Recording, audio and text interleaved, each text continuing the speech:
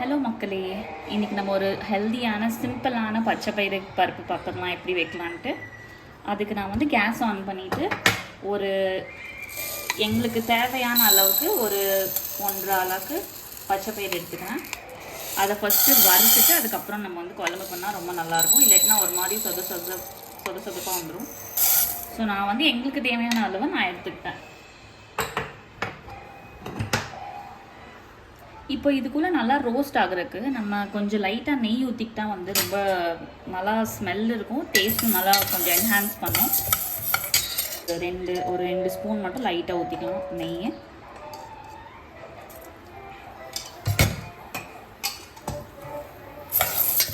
So case வந்து கொஞ்சம் மீடியமான அளவு வச்சே வந்து வறுத்துக்கலாம், இல்லாட்டினா வந்து கருகிடும். ரொம்ப கருகிடுச்சுன்னா டேஸ்ட் வந்து அப்படியே மாறிடும். இங்கே பாருங்கள், ஆக்சுவலி எனக்கு ரொம்ப நல்ல ஸ்மெல் வந்துட்டு இருக்கும்.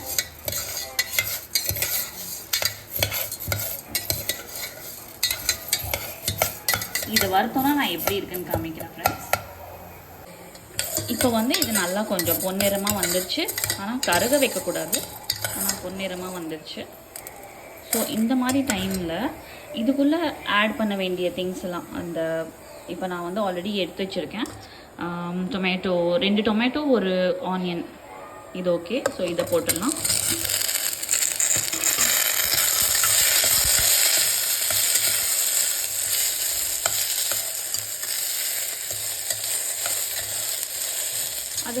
அதுக்கப்புறம் நம்மளோட கார தேவையாக இருக்கிற அளவுக்கு நம்ம வந்து மிளகா போட்டுக்கலாம். நான் வந்து ஒரு 5 மிளகா எடுத்து வச்சுருக்கேன், வாஷ் பண்ணி அதையும் சேர்த்துக்கலாம்.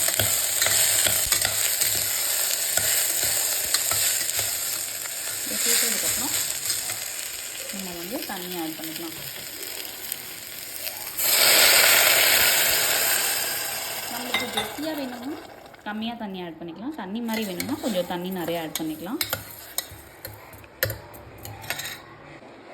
உள்ள ஒரு சின்ன டீஸ்பூனில் 1 டீஸ்பூன் மஞ்சள்தூள், அப்புறம் நம்ம தேவையான அளவுக்கு உப்பு.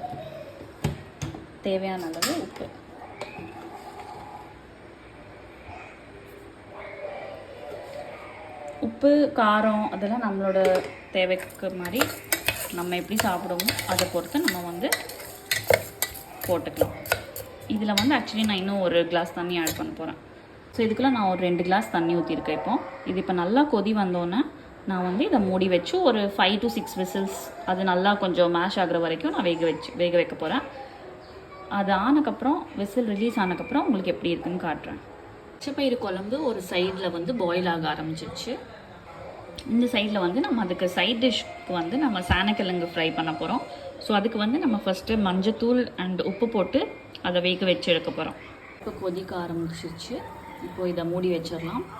சைட் பை சைட் வந்து இதுலேயும் வந்து லைட்டாக பாயில்ஸ் வர ஆரம்பிச்சிருக்கு. ஸோ ரெண்டுமே ஒரே டைமில் முடிஞ்சிடும்னு நினைக்கிறேன். இது ரெண்டுமே முடித்தோன்னே ரெண்டுத்தையும் எப்படியும் தாளிக்கலாம்னு சொல்லிவிட்டு நான் காமிக்கிறேன்.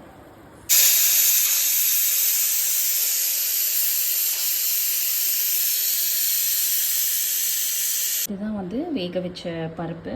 இதை வந்து இப்போ கடைஞ்சிடலாம். வந்து நம்ம மிக்ஸ் பண்ணி விட்டுக்கலாம், நல்லா குழையிற மாதிரி மிக்ஸ் பண்ணி விட்டுக்கலாம். இங்கே பக்கத்தில் வந்து சேனக்கிழங்கு வேக வச்சு வச்சுருக்கேன் ஃப்ரை பண்ணுறதுக்கு.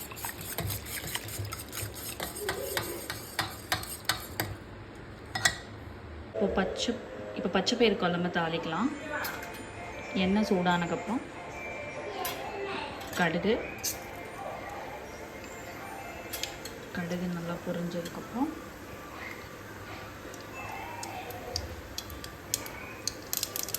ஜீரகம், காஞ்ச மிளகாய் இதெல்லாம் போட்டு ஸ்லோ பண்ணிவிடுங்க.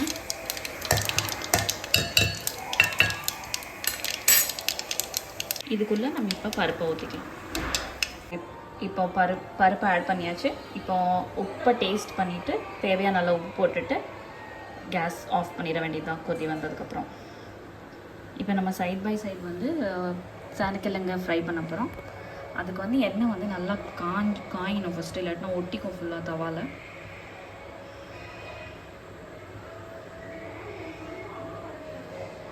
ஸோ நான் இப்போ அந்த சூடான எண்ணெயில் சேனக்கிழங்க போட்டுட்டேன். தண்ணி இருக்கக்கூடாது இதில். இதை வந்து கொஞ்சம் எண்ணெயிலே ஒரு 2 மினிட்ஸ் ஃப்ரை பண்ணணும். உப்பு பார்த்து போட்டுடலாம், ஏன்னா நம்ம வேக வைக்கும் போதே உப்பு லைட்டாக ஆட் பண்ணியிருக்கோம். அதனால் இப்போதைக்கு இதை வெறும் சும்மா ஸ்ப்ரெட் பண்ணி ஒரு 2 மினிட்ஸ் அப்படியே எண்ணெயிலே ஃப்ரை ஆகிற மாதிரி வச்சுக்கலாம். பருப்பு கொதி வந்துடுச்சு. இதை ஆஃப் பண்ணிடலாம். சேனக்கிழங்குல வந்து நான் வந்து மிளகாத்தூள் உப்பும் போட்டிருக்கேன். ஸோ இதை அப்படியே கலரி விட்டு அப்படியே அதை விட்டுட்டா அது ரோஸ்ட் ஆகிடும். உள்ளேருந்து ஆல்ரெடி வெந்திருக்கு. ஸோ மேலே லேயர் மட்டும்தான் ரோஸ்ட் ஆகணும். ஸோ இப்போ உங்களுக்கு எக்ஸஸாக எண்ணெய் ஃபீல் ஆகலாம். பட் ஆனால் வந்து இது நம்ம சரியாயிடும். அதுக்கப்புறம் நம்ம சைடில் தள்ளி வச்சுட்டா கூட அது வடைஞ்சிடும் நடுவில். பட் நம்ம எண்ணெய் ரொம்ப கம்மியாக ஊற்றினா அது ஒரு மாதிரி குலையிற மாதிரி ஆகிடும். இப்படியே நம்ம ஸ்ப்ரெட் பண்ணி வச்சுட்டு நடுவில் மட்டும் லைட்டாக கலரி விட்டுடலாம். வந்து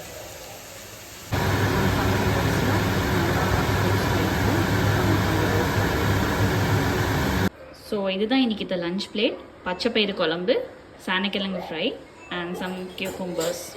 வாங்க சாப்பிட்லாம். இந்த சேனலை லைக் பண்ணுங்கள், ஷேர் பண்ணுங்கள், சப்ஸ்கிரைப் பண்ணுங்கள். தேங்க்யூ.